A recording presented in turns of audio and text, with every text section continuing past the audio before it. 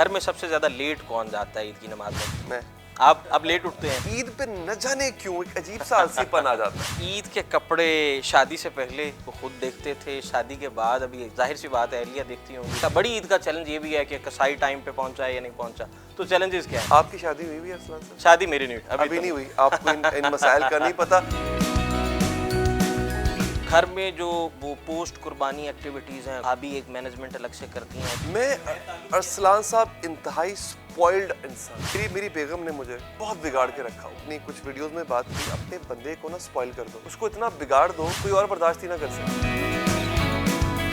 मैं आपको क्या मुखातिब कहूँ, लाइफस्टाइल कोच कहूँ, रिलेशनशिप कोच कहूँ? आप मुझे सब भी कह सकते हैं। मुझसे अक्सर लोग पूछते हैं कि यार आप ये बात क्यों कर रहे हो। मैं कहता हूँ यार इस पे क्यों ना बात की जाए। अस्सलाम वालेकुम जी, पब्लिक डिजिटल में आपको खुशामदीद कहते हैं। मैं हूँ अरसलान आज़म। सबसे पहले हमारे देखने वालों को, चाहने वालों को ईद की बहुत बहुत मुबारकबाद। आज हम आपकी मुलाकात करवाते हैं इस ईद के स्पेशल सेगमेंट में सैयद अली हैदर से, जो कि एंकर हैं, पॉलिटिकल एनालिस्ट हैं, इसके साथ साथ रिलेशनशिप कोच भी हैं। आइए चलते हैं उनके घर में, छापा मारते हैं कि ईद का दिन वो कैसे गुजार रहे हैं और उनकी क्या क्या एक्टिविटीज़ हैं। अस्सलाम वालेकुम। वालेकुम अस्सलाम। सर कैसे हैं? ईद मुबारक आपको, बहुत बहुत ईद मुबारक माशाल्लाह। बहुत शुक्रिया आपका कि आप आए, इंतजार था। आपने भी दामने वक्त में गुंजाइश निकाली और हम आपकी ईद में खलल डालें। खलल डालने नहीं आए, बल्कि आप हमारे मेहमान हैं, हम एंजॉय करेंगे आपके साथ। प्लीज आप। तो जनाब फाइनली आज के हमारे ईद स्पेशल सेगमेंट में सैयद अली हैदर के हम मेहमान बने हैं। हमने उनकी ईद में आके खलल पैदा किया है। कैसे हैं सर? मैं बिल्कुल ठीक ठाक हूँ, खलल बिल्कुल भी नहीं पैदा किया। ईद तो होती है ही है, ईद तो कहते ही मेहमानों की मेहमान नवाजी को है। हमारी सहाफियों की ईद ऐसी होती है। मेरे ख्याल है अमूमन भी ऐसी ही होनी चाहिए। जहाँ पे आप लोगों की तरफ जाएं, लोग आपकी तरफ आएं। ईद कहते ही इसे हैं, खुशी इसी बात की होती है कि जो कभी भी नहीं मिले होते या बहुत अरसे से नहीं मिले होते वो मिल लेते हैं। मिलने मिलाने को ईद कहते हैं। तो ऐसे सारा दिन तांता बना रहता है, तो सबसे पहले घर में कौन आता है? देखिए, सबसे पहले तो होता यह है कि हम जाते हैं अपने बड़ों की तरफ। हमारी कोशिश होती है कि हम बड़ों की तरफ जाएं, और अभी हम इतने बड़े नहीं हुए कि बच्चे हमारी तरफ आना शुरू हो जाएं। अभी हमारे बड़े हैं। हाँ, बिल्कुल ऐसे। तो उनकी तरफ जाते हैं। बेसिकली जो मेरे जो इमीडिएट रिश्तेदार हैं वो यहीं लाहौर में ही रहते हैं, तो फिर हम इकट्ठे हो जाते हैं किसी एक जगह पर, या वो मेरी तरफ आ गए या मैं उनकी तरफ चला गया। तो चचा हमारे हैं, फुफ्फो, ये जो इमीडिएट हैं हमारे रिश्तेदार हैं वो आते हैं। आई थिंक यही ईद की और फेस्टिविटी क्या है? यही है कि मिलना मिलाना, और हर इसके त्योहार अलावा की फेस्टिविटी होती है। आप दीगर त्योहार देख लीजिए, क्रिसमस की एक फेस्टिविटी है जनाब, क्रिसमस ट्री बनाएंगे और सांता क्लॉस आएगा, उसका इंतजार होता है। इस तरह से हिंदू कल्चर में दिवाली की एक फेस्टिविटी है कि आप पटाखे फोड़ेंगे। हमारे जो ईद का त्यौहार है उसकी फेस्टिविटी है ही है। देखिए, उसका आगाज़ कहाँ से हो रहा है? ईद की नमाज से हो रहा है। तो इस्लाम देता ही कम्युनिटी का दर्स है। अब नमाज ईद की क्या है? ताकि पूरा मोहल्ला, वो इलाका जो है, वो एक दूसरे को ईद पे गले मिल ले। वरना वो 2 रकत नमाज अल्लाह को नहीं चाहिए आपकी, वो आपके लिए कर रहा है कि ईद वाले दिन भी आप लोग इकट्ठे हो, तो आपका वो हमसाया के जिससे आपकी पूरा साल बात नहीं हुई, वो भी ईद की नमाज में आपके साथ वाली सफ में खड़ा होकर नमाज पढ़ रहा होगा, आप उससे भी मुसाफा करेंगे, ईद मिलेंगे। ईद की नमाज से बात हम कर लें तो जनाब कभी हुआ है कि घर में सबसे ज़्यादा लेट कौन जाता है ईद की नमाज में? बहन भाइयों में या कोई और? आप क्या समझते हैं? आप लेट उठते हैं? मैं मतलब मुझे थोड़ा सा ये होता है कि एक ईद पे न जाने क्यों एक अजीब सा आलसीपन आ जाता है। आलसीपन आ जाता है। हालांकि ऐसा है कि मैं सुबह उठ के जिम जाता हूँ, उसके लिए आपको बड़ा एक्टिव होना पड़ता है। आप सुबह बिस्तर से निकलते साथ ही जिम जाना और वहाँ पे जाके आपने इतना एक्टिव रहना है। लेकिन ईद वाले दिन में कोई खासियत ऐसी है अरसलान साहब की, अजीब आलसीपन आ जाता है। बंदा कहता है मैंने सौन दो, मैंने जगाओ ना। लेकिन अगेन ईद की नमाज तो पढ़नी होती है। फिर जब सब उठ जाते हैं, आप भी कहते हैं चलो यार अब मैं उठ ही जाता हूँ, कलेजी खुशबू भी आ रही होती है बड़ी ईद पे, तो बंदा कहता है कि ईद की नमाज के बाद कलेजी भी खानी है। अच्छा, ईद के कपड़े शादी से पहले कौन जो है उसको खुद देखते थे, शादी के बाद अभी जाहिर सी बात है अहलिया देखती होंगी? या एक बहुत बड़ा चैलेंज होता है कि जनाब दर्जी ने कपड़े सिलाई किए हैं या नहीं किए हैं, और ईद के दिन का, बड़ी ईद का चैलेंज ये भी है कि कसाई टाइम पे पहुंचा है या नहीं पहुंचा, तो चैलेंजेस क्या है? आपकी शादी हुई है? शादी मेरी नहीं हुई, अभी नहीं हुई। आपको इन मसाइल का नहीं पता।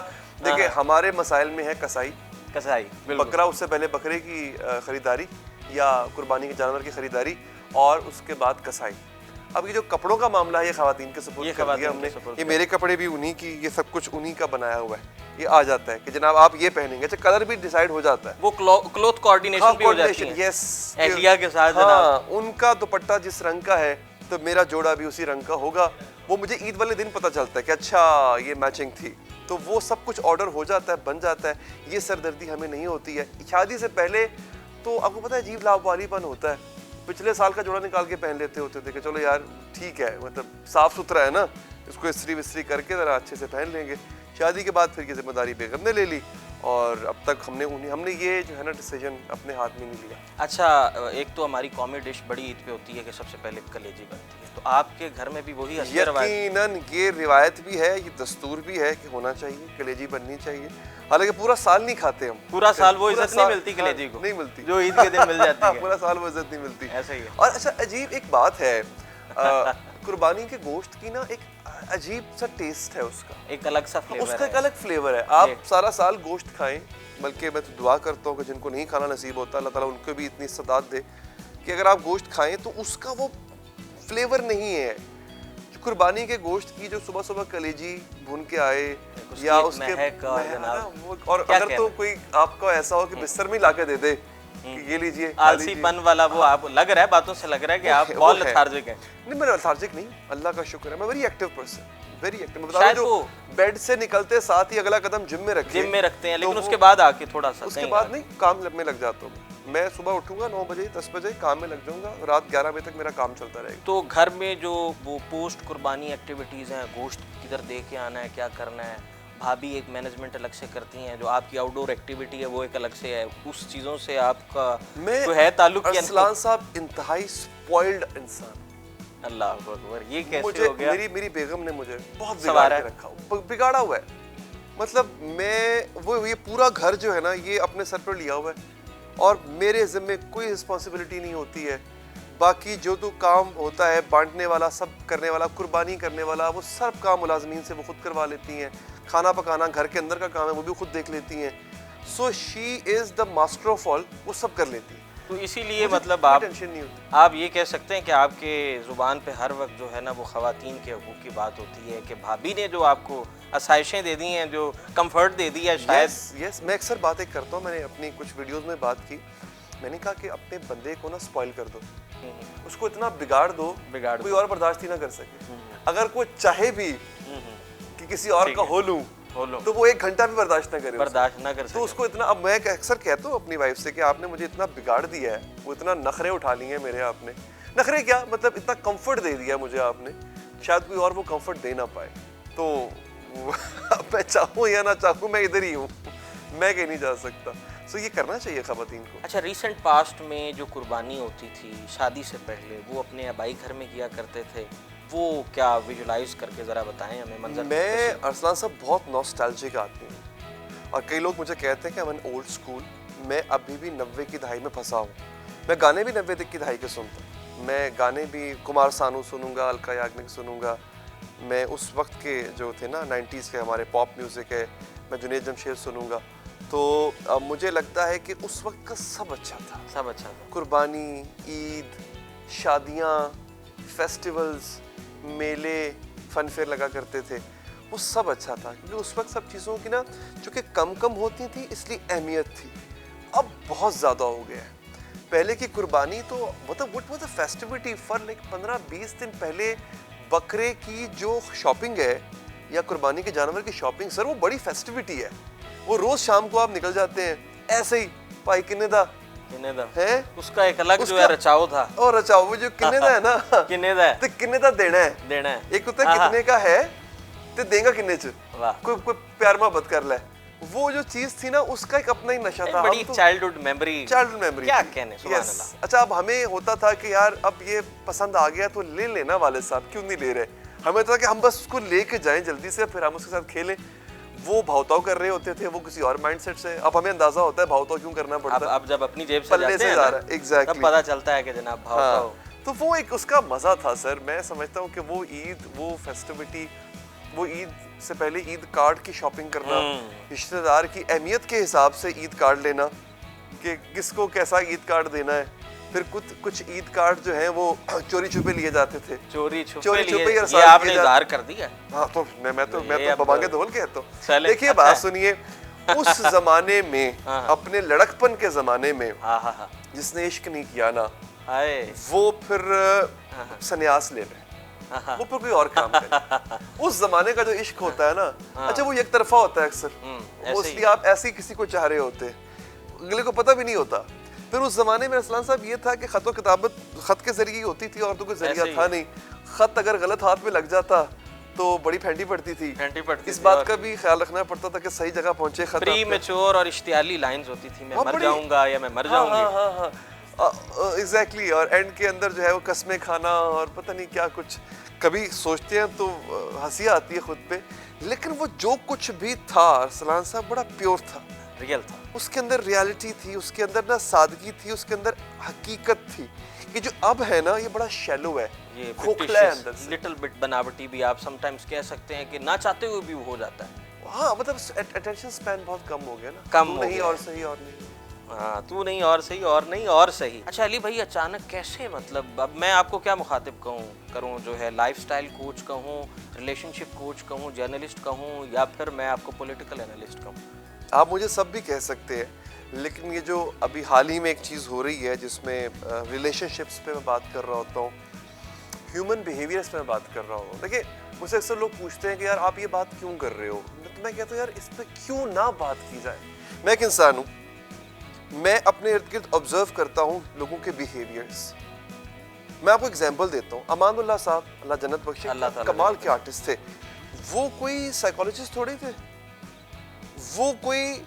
वो सोशल और ह्यूमन बिहेवियर्स को नोट करते थे। आप उनकी पंच लाइन्स में, उनकी जुगतों में अगर आप देखें ना, तो वो ह्यूमन बिहेवियर्स जो बड़े सादा किस्म के छोटे छोटे बिहेवियर्स होते थे ना, कोई बंदा कढ़ाई बनाने होवे ਇਹੋ ਜਿਹੇ ਬੰਦੇ ਨਾਲ ਖਲੋ ਕੇ ਐਵੇਂ ਹੀ ਪੁੱਛ ਰਹੇ ਹੁੰਦੇ ਨੇ ਭਾਈ 10 ਮਿੰਟ ਚ ਬਣ ਜਾਏਗੀ, भाई ਇਹਦੇ ਚ ਨਮਕ ਪਾਇਆ ਹੈ, नमक पाया, ਇਹਦੇ ਚ तेल कितना पाया है, ऑयल कितना पाया है। इस पे आप और हम हंसते थे क्यों भला, हालांकि ये जुगत नहीं है, ये एक बड़ा माइन्यूट सा ऑब्जर्वेशन है एक सोशल बिहेवियर की, कि हमें आदत है दूसरों के काम में टांग अड़ाने की। टांग अड़ाने।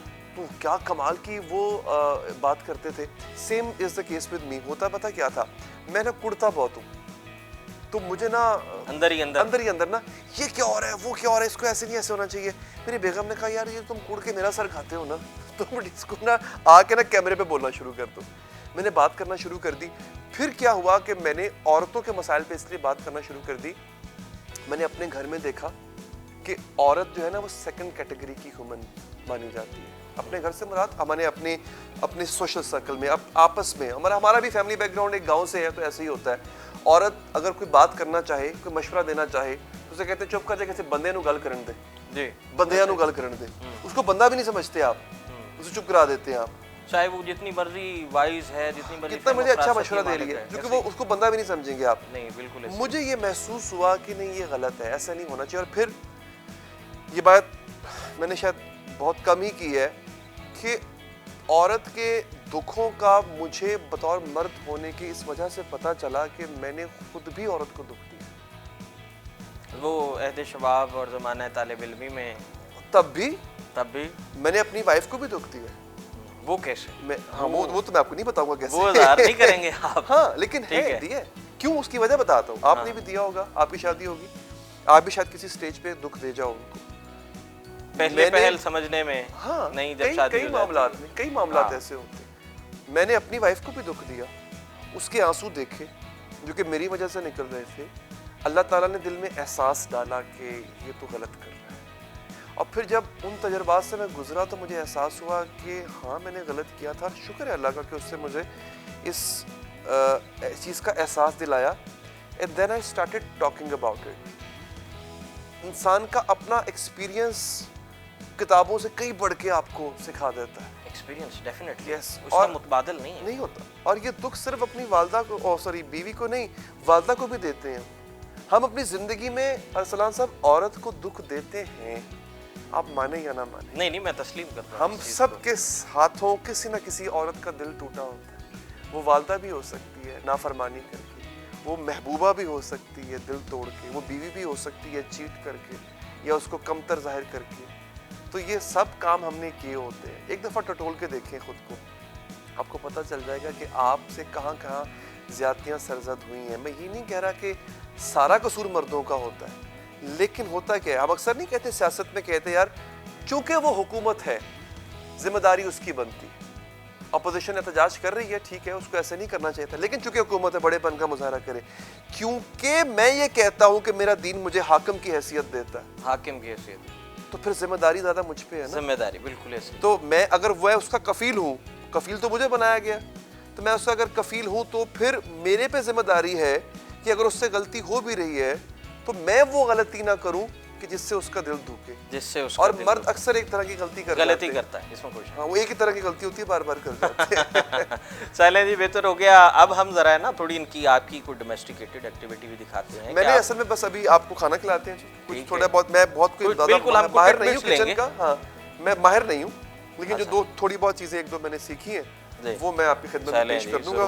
मैं बिल्कुल नहीं चाहूंगा कि हमारे घर से भूखे जाए। जनाब अरसलान साहब, ये आप ही की मोहब्बत है कि हमने जो मतलब आपने अपने वो डोमेस्टिकेटेड होने का सबूत दे दिया आपको और ना देखने वालों को पता चल गया कि इतना काम मैं कि एंकर काम भी करते हैं, रिलेशनशिप कोच भी काम करते हैं। हाँ, काम करना चाहिए, घर का काम इतना करना चाहिए, साथ निभाना चाहिए। आपकी भाभी अंदर किचन में काम कर रही थी तो मैंने कहा ये काम मैं कर लेता हूँ, लेके जाने वाला। तो अब आप खाना शुरू करें, बल्कि कुछ और भी है, वो भी सामान आ जाएगा, हम साथ मिलकर खाते भी हैं और गप्पे भी लगाएंगे। Thank you so much Ali भाई for giving us so much reference. और हमने जनाब सैयद अली हैदर का जो लाइफस्टाइल है वो हमने आप तक दिखाया, हमने आपको दिखाया कि कैसे जनाब इनकी ईद एक्टिविटीज़ कैसे जो है वो होती हैं। मज़ीद इसी तरह का कंटेंट लेकर आपकी खिदमत में हाज़िर होते रहेंगे। यहीं पर अपने मेज़बान अरसलान आज़म को इजाज़त दें। अल्लाह ने के बाद।